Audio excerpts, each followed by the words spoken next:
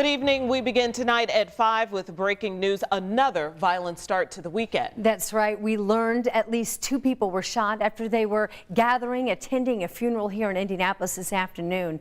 This all happened at 38th Street and Emerson Avenue on the northeast side of Indy. And that's where we find our Sierra Putman live tonight. Sierra, what are witnesses saying happened?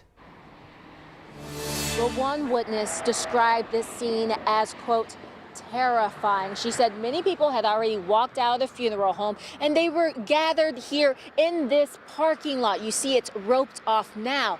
And that's when she said she heard a gunshot.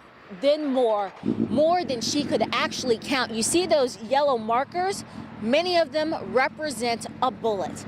Now, IMPD says this shooting happened just before 2 o'clock. We were on the scene at about 2:30 when police tape was surrounding 2 vehicles. Both cars had windows shot out. IMPD reports finding multiple shell casings on the ground. Witnesses tell me they didn't see just one person with a gun, but many people, and some were bigger than handguns. IMPD says 2 gunshot victims, a male and a female, were walk-ins at Eskenazi and Community East. Pastor Kenneth Sullivan told us what he heard and saw next door inside New Direction Church.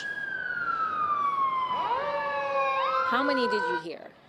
I probably heard between 25 to 30 gunshots from 4 to 5 different weapons, if not more gunshots. And so at first, you know, we thought that maybe it was fireworks, and then we began to look out the window and we saw people running.